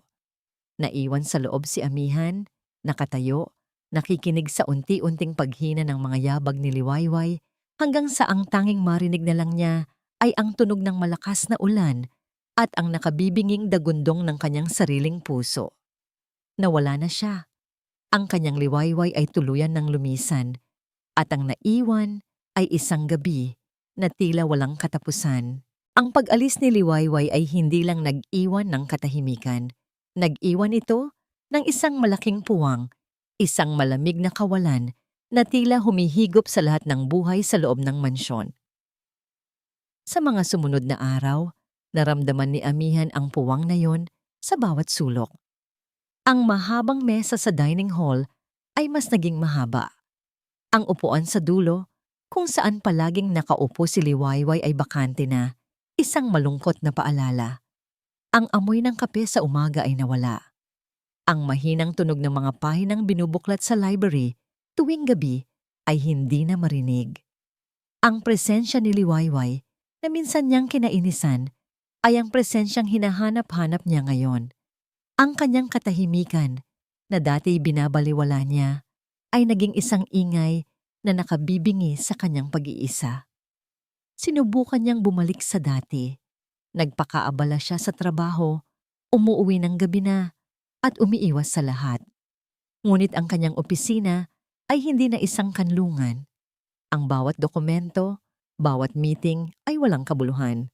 Ang larawan ni Mahalina na nasa kanyang mesa ay tila isa na lang piraso ng karton na walang emosyon. Tinanggal niya iyon at itinago sa isang drawer. Huli na. Isang hapon, habang walang direksyong naglalakad sa loob ng mansyon, napadpad siya sa hardin. Doon, nakita niya ang maliit na plot kung saan nagtatanim si Liwayway ng mga herbs. Ang mga halaman ay nagsisimula ng malanta dahil sa kapabayaan. Lumuhod siya at hinawakan ng tuyong lupa. Dito sila huling nag-usap ng maayos. Dito niya unang naramdaman na si Liwayway ay higit pa sa isang pangalan sa kontrata. Pumasok siya sa silid nito. Ang silid ay malinis, na para bang walang nakatira roon. Ngunit sa ibabaw ng side table, may isang bagay na naiwan. Isang maliit, itim na journal. Ang journal na palagi nitong dala. Nag-atubili siya. Alam niyang isang paglabag sa privacy ang pagbukas nito. Ngunit ang pangangailangan niyang maintindihan, ang desperasyon niyang marinig muli, ang boses nito, kahit sa pamamagitan lang ng mga salita, ay mas nanaig. Binuksan niya ang journal. Ang sulat kamay nito ay malinis at formal, tulad niya. 5 araw, sinabi niya sa harap ko na ang puso niya ay hindi kasama sa usapan. Alam ko naman, pero bakit masakit pa rin? 28 araw. Tinapunan ni Tita Corazon ng tsaa ang libro ko. Alam kong sinadya niya. Hindi ako ipinagtanggol ni amihan. Pakiramdam ko, hindi ako umiiral sa bahay na ito. 35 araw. Lasing siya kagabi. Tinawag niya akong Mahalina. Siguro nga hanggang anino na lang ako ng ibang tao. Bawat pangungusap ay isang suntok sa kanyang sikmura. Ang bawat pahina ay isang talaan ng sakit, kalungkutan, at pagtitiis na tahimik nitong pinasan. Nabasa niya ang tungkol sa insidente sa ospital, ika-120 araw, na iligtas ko ang buhay niya. Ngunit sa mga mata niya, nakita ko ang pagkalito, hindi pasasalamat. Siguro ay mas gugustuhin pa niyang ibang kamay ang nagligtas sa kanya. At ang mga huling pahina, ang mga pahina kung kailan nagsimula siyang magbago. Ika-130 araw. Hinintay niya ako para sa hapunan. Nagpaluto siya ng sinigang. Isang maliit na bagay. Pero bakit parang sasabog ang puso ko? Liwayway, huwag kang umasa. Masasaktan ka lang. Binasa niya ang lahat. Ang bawat kislap ng pag-asa, ang bawat pagpigil sa sarili, ang bawat kirot, hanggang sa marating niya ang huling sinulat nito na may petsang 1 araw bago ang gabi sa restaurant. Ika-349 na araw. Nag-usap kami sa hardin. Tinanong niya ako tungkol sa trabaho ko. Tumingin siya sa akin na para bang ako ay ako. Hindi lang ang asawa niya sa papel. Panginoon, alam kong hindi tama, pero nagsisimula na akong mahulog para sa kanya. Patawarin ninyo ako. Napahagulhol si Amihan, ang malakas at makapangyarihang CEO ng Del Rosario Corporation, ay napaupo sa sahig ng silid ng kanyang asawa. Umiiyak na parang isang batang nawawala. Hawak-hawak ang journal, naintindihan niya ang lahat. Ang lalim ng sakit na idinulot niya. Ang bigat ng sakripisyong tiniis nito. At ang pag-ibig na nagsimulang mamuo sa puso nito. Isang pag-ibig na sinira niya dahil sa sarili niyang kahangalan at pagkabulag sa nakaraan. Nang gabing iyon, hinarap niya ang kanyang tita Corazon. "Bakit tita?" tanong niya. Ang boses ay kalmado, ngunit puno ng lamig na nakakakilabot. Hawak niya ang telepono, naglalaro ang isang recording ng pag-uusap. Ang pag-uusap ni Corazon at ng isang private investigator, tinatanong kung kailan babalik si Mahalina. Ang plano nitong aksidenteng pagtagpuin si Liwayway at si Amihan sa restaurant. Namutla si Corazon. "Hay, hindi ko alam ang sinasabi mo, pamangkin." "Alam ninyo," sabi ni Amihan, "ang bawat salita ay may bigat. Sinira ninyo ang lahat. Para saan? Para sa pera? Para sa kontrol?" Hindi na nakasagot ang matanda. Ang kanyang pagkukunwari ay tuluyan ng gumuho. "Umalis na po kayo sa bahay na ito, tita," sabi ni Amihan. Ang desisyon ay pinal na. Bukas na bukas din. Kinabukasan, umalis si Tita Corazon nang walang imik. Ang huling haligi ng lumanyang buhay ay nawala na rin. Naiwan si Amihan sa malaki at tahimik na mansyon. Mag-isa. Talo. Basag. Nawala na ang lahat sa kanya. Ang babaeng inakala niyang mahal niya, ang tiyahin na nag-alaga sa kanya, at ang babaeng tunay na nagmahal sa kanya. Tumayo siya sa harap ng isang malaking salamin sa kanyang silid. Tinitigan niya ang kanyang refleksyon. Isang lalaking miserable at kahabag-habag. Isang lalaking naging duwag, naging manhid, naging tanga. Ito na ang pinakamababang punto ng kanyang buhay. Ang sandali kung saan nawala na ang lahat. Ngunit sa gitna ng kadiliman, sa gitna ng pagkasira, isang tanong ang biglang sumibol sa kanyang isipan. Isang tanong na may dalang maliit na kislap ng determinasyon. Isinara niya ang journal ni Liwayway at inilagay iyon sa kanyang dibdib. Paano? Paano ko maibabalik ang aking Liwayway? Ang mga sumunod na araw pagkatapos umalis ni Tita Corazon ay ginugol ni Amihan sa pag-iisa at pagmumuni-muni. Ang mansyon na dati isang simbolo ng kapangyarihan ay naging isang testamento ng kanyang mga kabiguan. Ngunit sa halip na magpatalo sa kalungkutan, ang bawat sulok na nagpapaalala kay Liwayway ay nagsilbing gatong sa isang bagong apoy na nagsimulang mag-alab sa loob niya.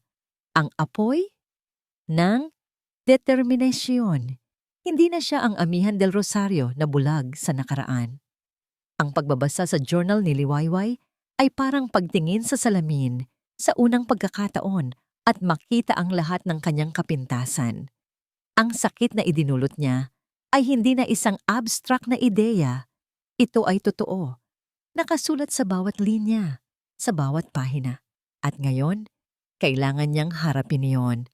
Ang una niyang hakbang ay ang pagharap sa sarili niyang pamilya. Nagpatawag siya ng isang biglaang family meeting. Naroon ang kanyang mga lolo't lola, mga tiyuhin at tiyahin sa panig ng kanyang ina. Ang mga taong tumayong haligi ng Del Rosario clan. Ang pagtitipon ay ginanap sa formal na library ng mansyon, ang parehong lugar kung saan madalas magbasa si Liwayway. Nang kumpleto na ang lahat, tumayo si Amihan sa kanilang harapan. Ang kanyang tindig ay hindi na mayabang, kundi puno ng isang tahimik na bigat. Ipinatawag ko kayong lahat dahil meron akong kailangang aminin at itama. Simula niya, ang boses ay kalmado, ngunit matatag. Ikinuwento niya ang lahat. Ang kasunduan nila ni Liwayway, ang kanyang pagkakamali sa pagiging manhid at pagiging alipin sa alaala ni Mahalina. At ang pinakamatindi sa lahat, ang ginawang sabotahe ni Tita Corazon. Sa puntong yun, ipinarinig niya ang recording. Ang boses ni Tita Corazon na nag-uutos sa isang private investigator ay umalingaw-ngaw sa tahimik na library. Isang kolektibong paghinga ng pagkagulat at hindi paniniwala. Ang narinig mula sa mga miyembro ng pamilya. Ang kanilang mapagmahal na Corazon ay isang ahas pala sa kanilang tahanan. Pinalayas ko na si Tita Corazon sa bahay na ito, pagpapatuloy ni Amihan. Ngunit hindi iyon ang pinakamahalaga. Ang pinakamahalaga ay ang pinsalang nagawa sa isang taong walang kasalanan, ang asawa ko. Binigyang diin niya ang huling dalawang salita. Hindi na asawa sa papel, kundi asawa ko. Hinayaan kong yurakan ang kanyang dangal sa sarili nating pamamahay.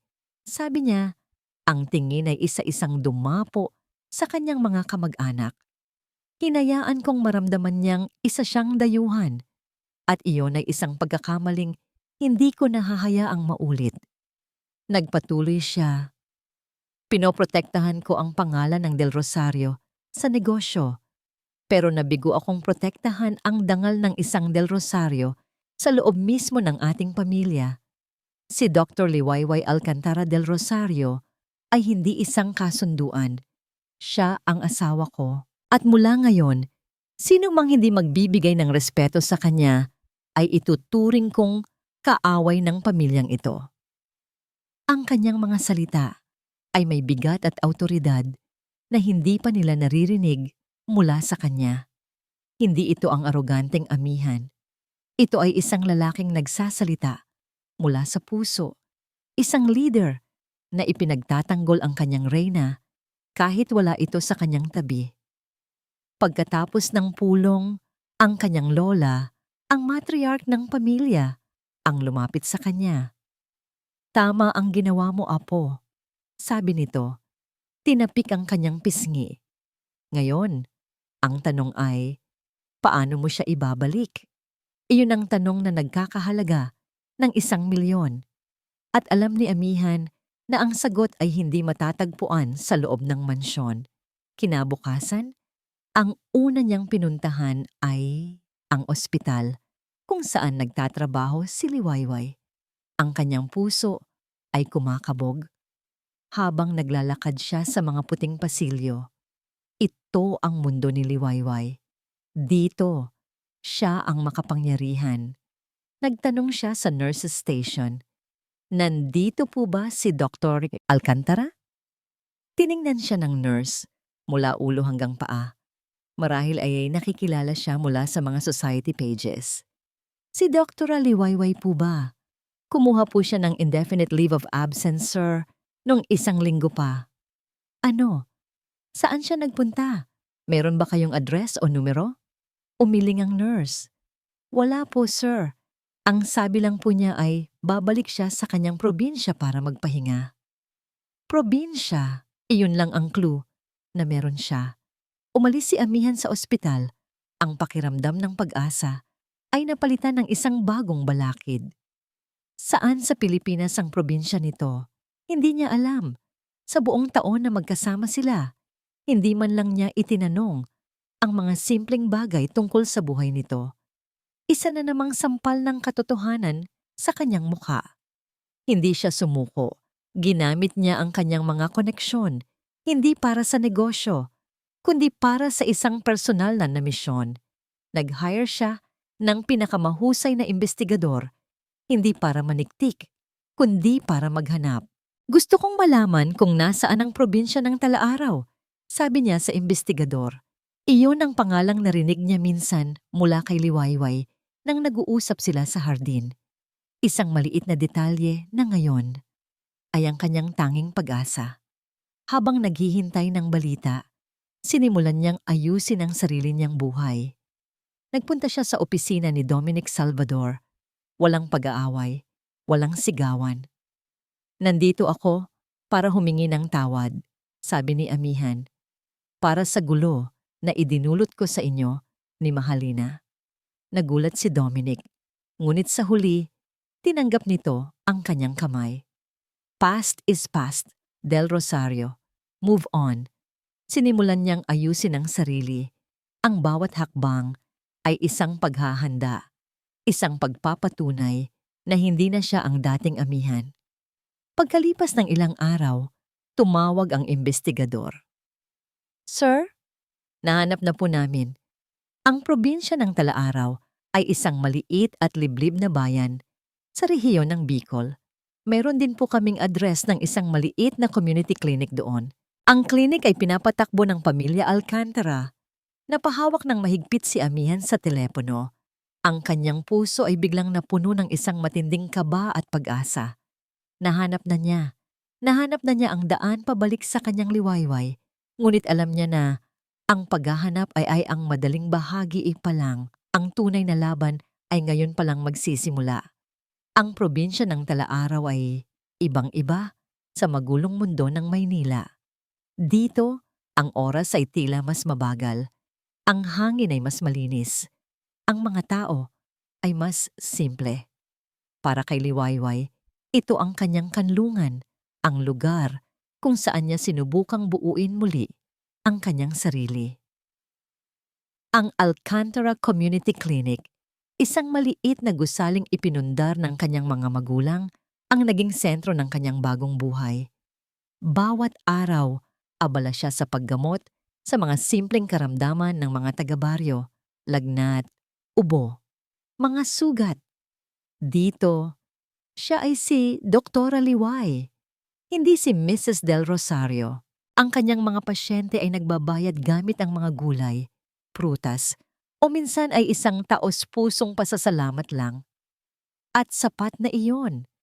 Sinubukan niyang ibaon ang alaala ni Amihan. Ngunit tuwing gabi, sa katahimikan ng kanyang maliit na silid, bumabalik ang lahat.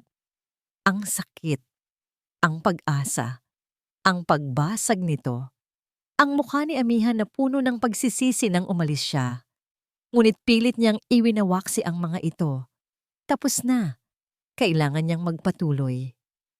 Isang hapon, habang nag-aayos siya ng mga gamot sa klinika, isang bata ang tumatakbong pumasok. Doktora Liway! Doktora Liway! May bago po tayong kapitbahay. Tinutulungan niya si tatay na ayusin yung bubong naming nasira ng bagyo. Ngumiti lang si Liwayway. Mabuti naman kung ganoon. Ngunit kinabukasan, habang naglalakad siya sa palengke, napansin niya ang isang pamilyar na sasakyan, isang itim na SUV na tila hindi nababagay sa simpleng kapaligiran. Hindi niya ito pinansin hanggang sa isang araw, habang papalabas siya ng klinika, nakita niya siya, nakatayo sa kabilang kalsada, nakasandal sa kanyang mamahaling sasakyan, si Amihan Del Rosario. Ngunit iba ang kanyang itsura. Hindi na siya nakasuot ng mamahaling suit, kundi isang simpleng puting t-shirt at maong pants. na may mga bahid ng alikabok at putik. Ang kanyang buhok ay bahagyang magulo at ang kanyang balat ay medyo umitim dahil sa araw. Natigilan si Liwayway. Ang hangin ay tila nawala sa kanyang mga baga. Ang lahat ng pader na itinayo niya sa paligid ng kanyang puso ay biglang nanginig. Hindi lumapit si Amihan. Tumingin lang ito sa kanya mula sa malayo. Ang mga mata ay puno ng mga salitang hindi nito masabi. Pagkatapos ng ilang sandali, tumalikod ito at umalis. Ngunit kinabukasan, naroon na naman siya, nakatayo sa parehong lugar, nagmamasid lang. At sa mga sumunod na araw, ganoon ang naging routine. Hindi siya lumalapit, hindi siya nangiistorbo, ngunit palagi siyang naroon. Nagsimulang magbulungan ang mga taga-baryo. Sino ang misteryosong lalaking iyon? Nalaman ni Liwayway mula sa kanyang mga pasyente na ang bagong kapitbahay ay tumutulong sa komunidad. Nagbuhat ito ng mga sako ng bigas. Nagkumpuni ito ng mga sirang bakod. Nagbigay ito ng donasyon para sa muling pagpapatayo ng munting kapilya. Ginawa niya ang lahat ng ito ng tahimik, nang hindi nagpapakilala. Isang araw, hindi na natiis ni Liwayway. Pagkatapos ng kanyang trabaho sa klinika, nilapitan niya ito. "Anong ginagawa mo dito, Amihan?" Tanong niya. Ang boses ay matigas para itago ang panginginig ng kanyang puso. Humarap si Amihan. Sa malapitan, nakita niya ang pagod sa mga mata nito, ngunit mayroon ding isang bagong determinasyon. "Hindi ako aalis hanggat hindi mo ako pinapatawad," sabi nito sa isang mahinang boses, puno ng pagpapakumbaba. "Wala kang makukuha dito. Umuwi ka na." "Ito na ang tahanan ko ngayon," sagot nito. "Kung nasaan ka, doon ang tahanan ko."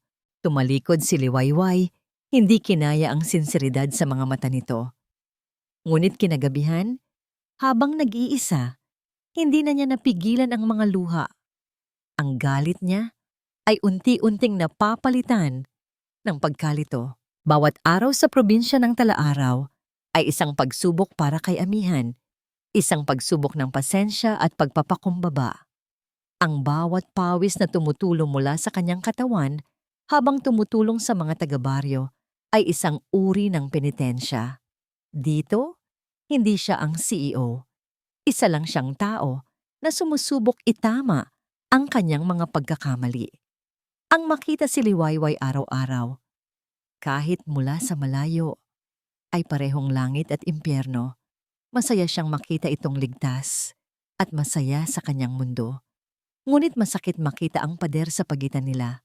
Isang gabi, habang nakaupo sa labas ng maliit na bahay na kanyang inuupahan, naisip niya ang isang bagay. Kumuha siya ng isang piraso ng papel at isang pluma. Hindi na ito ang papel ng kontrata na puno ng mga legal na termino. Isang simpleng papel lang, sinimulan niyang isulat ang isang bagong kasunduan. Kinabukasan, inabangan niya si Liwayway sa labas ng klinika. Sa pagkakataong ito, may dala siyang isang sobre. "Liwayway, sandali," sabi niya. Huminto ito, ngunit hindi siya tiningnan. Inilahad niya ang sobre. "Para sa'yo." Nag-aalangan, kinuha ito ni Liwayway at binuksan. Sa loob ay isang sulat kamay na dokumento. Ang bagong kasunduan artikulumin ang kasunduang ito ay walang hangganan. Mananatili itong balido habang buhay. Artikulo 10. Si Amihan del Rosario ay gagamitin ang bawat araw ng kanyang buhay para mahalin, pahalagahan, at respetuhin si Dr. Liwayway Alcantara. Artikulo 3.3. Walang anumang lihim na itatago. Ang puso at kaluluwa ni Amihan del Rosario ay mananatiling bukas para kay Liwayway lamang. Artikulo. Ang tanging kabayaran na hinihiling ay isang bagay lamang, ang iyong kapatawaran at isang pangalawang pagkakataon. Sa ilalim, mayroong pirma ni Amihan. Nanginig ang mga kamay ni Liwayway habang binabasa ang mga salita. Nag-angat siya ng tingin. Ang mga mata ay puno na ng luha. Nakita niya si Amihan, nakatayo sa kanyang harapan, Ang mukha ay puno ng pag-asa at takot. Hindi ganoon kadali, Amihan.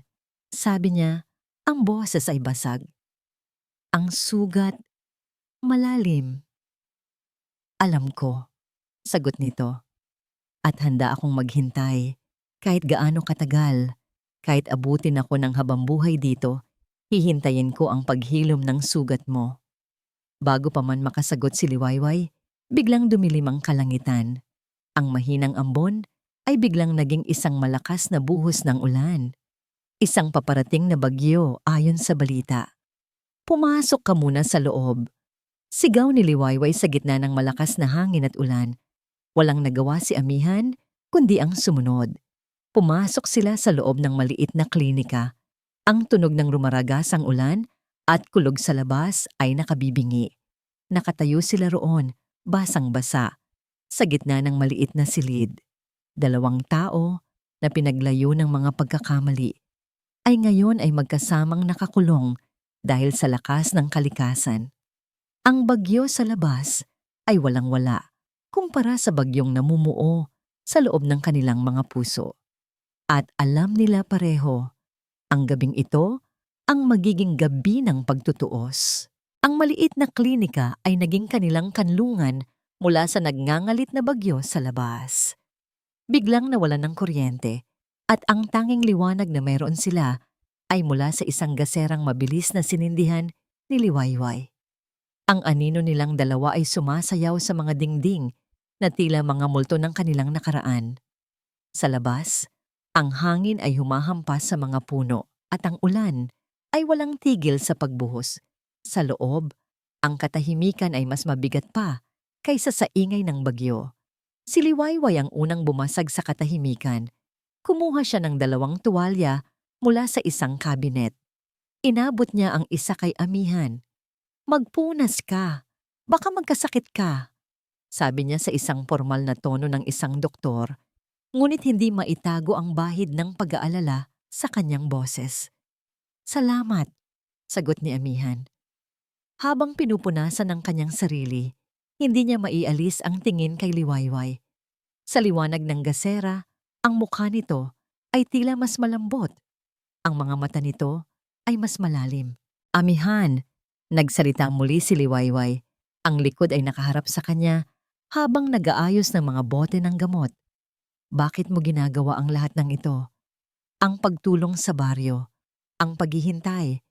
Ano ang gusto mong patunayan? Huminga ng malalim si Amihan. Ito na, ang sandali ng katotohanan. Walang-wala na akong kailangang patunayan kanino man. Simula niya, ang boses ay sinsero at puno ng isang kapayapaang ngayon lang niya naramdaman. Maliban sa'yo, lumapit siya ng kaunti. Noong una, akala ko ang paghihintay ko dito ay isang parusa para sa sarili ko. Isang paraan para pagbayaran ang mga kasalanan ko. Pero habang tumatagal, naintindihan ko, hindi ito parusa. Ito ay isang pribilehiyo. Humarap si Liwayway, ang muka ay puno ng pagkalito. Isang pribilehiyong makita ka sa mundo mo, pagpapatuloy ni Amihan. Isang pribilehiyong makita kung paano ka nirerespeto at minamahal ng mga tao dito, hindi dahil sa apelyido mo, kundi dahil sa kung sino ka. Naging bulag ako, Liwayway. Mayroon akong isang kayamanan sa tabi ko, pero naghahanap pa ako ng ginto sa alaala ng nakaraan. Ikinuwento niya ang lahat. Ang pagbabasa niya sa journal nito, ang pagharap niya sa kanyang pamilya, ang pagpapalayas niya kay Tita Corazon. Bawat salita ay puno ng pagsisisi, walang halong pagdadahilan. Ang sakit na naramdaman ko noong gabing iyon sa restaurant, hindi dahil kay Mahalina. Pag-amin niya, oo, nasaktan ang ego ko. Pero ang tunay na sakit, ang sakit na halos ikamatay ko, ay noong makita kita. Noong makita ko sa mga mata mo na sinira ko ang huling piraso ng tiwala na ibinigay mo sa akin, doon ko naintindihan. Hindi si Mahalina ang nawala sa akin. Ikaw. Tumulo ang isang luha mula sa mata ni Liwayway. Pinunasan niya ito agad. Madaling sabihin ang mga yan ngayon, amihan. Alam ko, sabi niya, at sa isang kilos na puno ng tapang, lumuhod siya sa harapan ni Liwayway. Nagulat si Liwayway. Anong ginagawa mo? Tumayo ka. Di umiling si amihan. Ang mga mata ay nakatitig sa kanya, puno ng pagmamakaawa. Hindi, dito lang ako. Handa akong lumuhod habang buhay kung kinakailangan. Liwayway, hindi ko hinihiling na kalimutan mo ang sakit. Ang hinihiling ko lang, hayaan mo akong tulungan kang paghilumin niyan. Hayaan mo akong ipakita sa iyo araw-araw na nagbago na ako, na ang puso ko na minsan kong ipinagdamot ay buong-buo ng sayo. Isang malakas na kulog ang yumanig sa buong klinika. Napapikit si Liwayway. Ang lahat ng sakit, galit at pag-ibig na kanyang kinimkim ay sabay-sabay na umapaw. Humagulol siya. Isang iyak na matagal na niyang pinigilan. Sa pagkakataong yon, hindi na napigilan ni amihan ang sarili.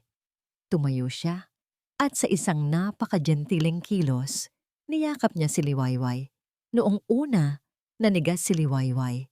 Ngunit ang init ng yakap ni amihan, ang tibok ng puso nitong naririnig niya sa kanyang dibdib, ang kaligtasang naramdaman niya sa mga braso nito, lahat ng yon ay gumiba sa mga natitirang pader. Gumanti siya ng yakap. Ang kanyang mga kamay ay mahigpit na kumapit sa likod nito, na para bang takot na muling mawala. Pinapatawad na kita, amihan. Bulong niya sa pagitan ng mga hikbi. Pinapatawad na kita. Ang mga salitang yon ay ang pinakamagandang musikang narinig ni amihan sa buong buhay niya.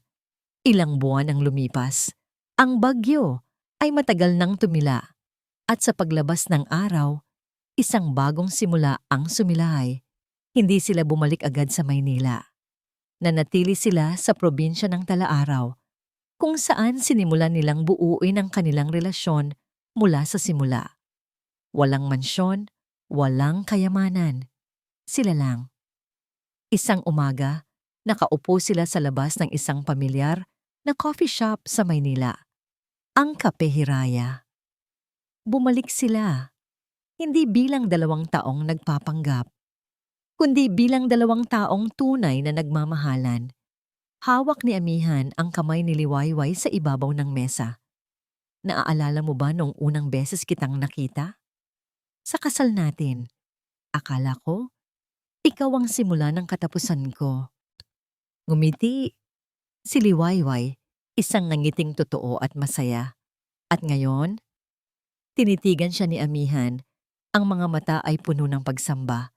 Kinuha niya ang isang maliit na bulaklak na pinitas niya kanina sa hardin, isang maliit na sampagwita, at marahang inilagay sa likod ng tainga ni Liwayway.